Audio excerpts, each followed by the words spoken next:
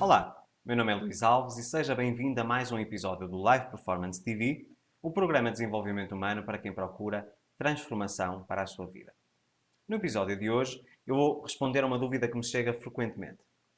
Como vencer a crise? Ou seja, como é que é possível nós, numa altura em que aparentemente está toda a gente em recessão, crescer?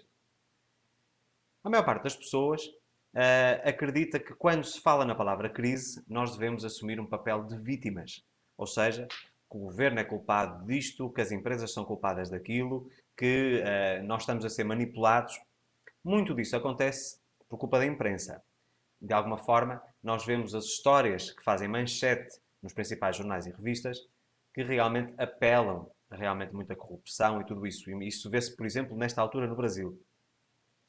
Mas para mim, a altura da crise é, sem dúvida, a melhor altura para crescimento financeiro e crescimento económico. E é sobre isso que as pessoas normalmente mais dúvidas têm.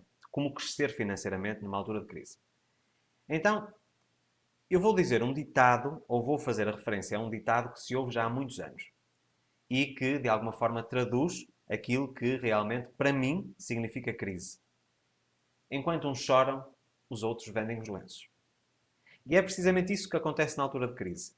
Enquanto a maioria da população está focada na parte negativa da situação, seja ela uma crise financeira, seja política, existe um grupo muito restrito de pessoas que está a pensar nas necessidades novas que estão a ser geradas com esta nova realidade social.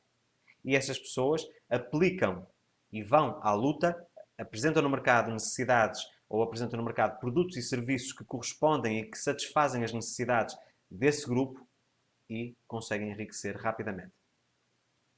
Neste momento, por exemplo, nós vemos que numa altura em que a população, de uma forma geral, está mais depressiva, ou seja, está mais em baixo, vemos aumentar o número de consultas nos psicólogos, nos psiquiatras, tudo o que é academia ou ginásio, ou seja, atividades desportivas, aumentam também nesta altura.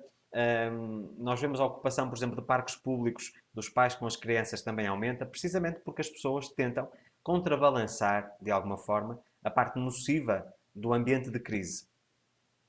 Isso também acontece de uma forma contraditória em relação aos produtos de luxo. Numa altura de crise, normalmente os produtos de luxo aumentam drasticamente em termos de volume de vendas.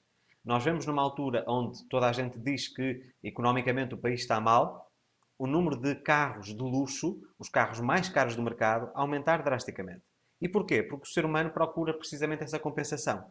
Se todos os dias nós convivemos com pessoas que estão sempre negativas, muito pessimistas, nós tentamos, através da aquisição de bens ou serviços, compensar essa parte negativa. Então, a melhor maneira de vencer a crise, primeiro, é ser criativo.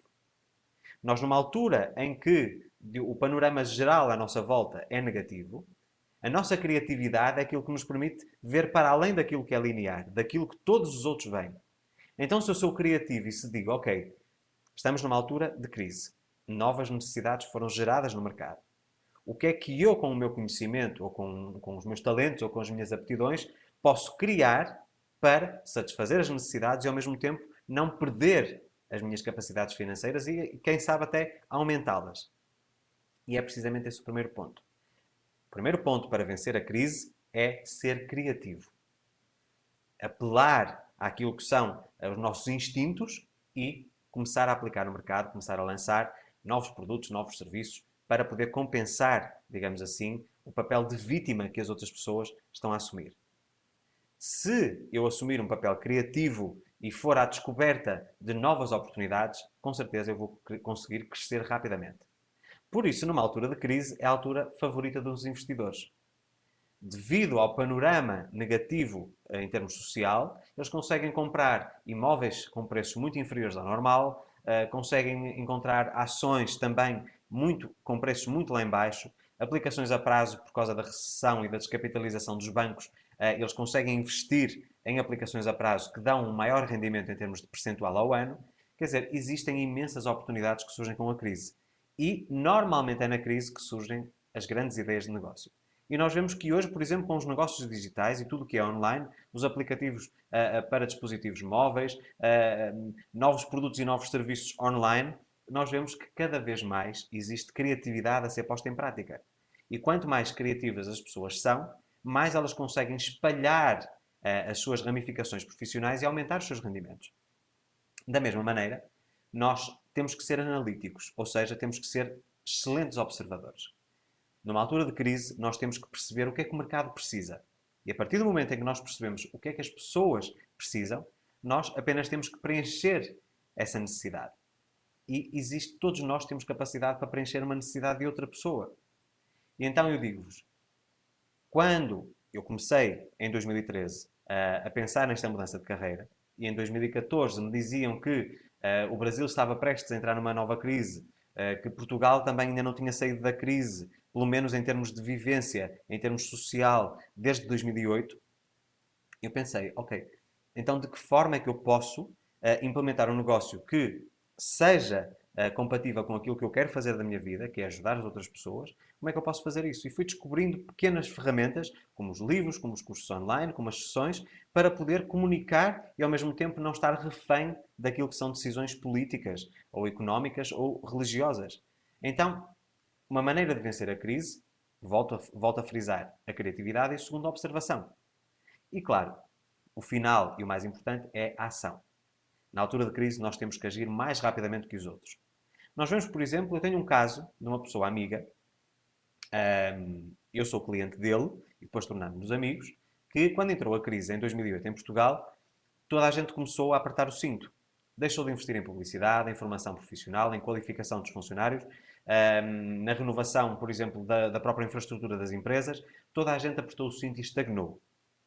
E o que é que aconteceu? Muitas dessas empresas abriram falência. E essa pessoa, especificamente, foi uma pessoa que começou a investir de uma forma massiva nessa altura.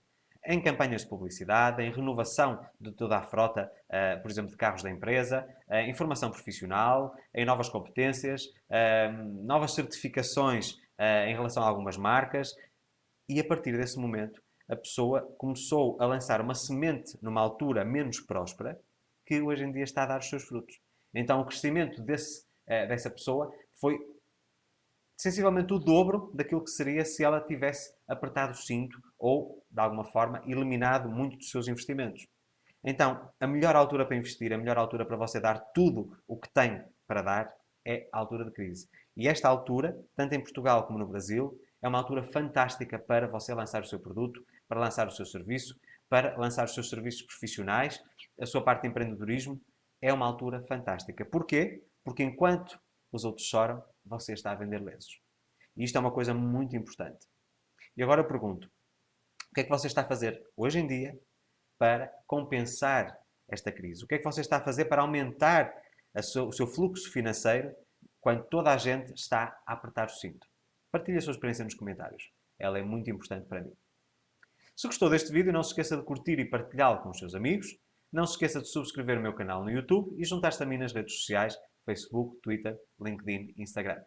Muito obrigado pelo tempo que despendeu a ver este episódio. Um forte abraço e até para a semana.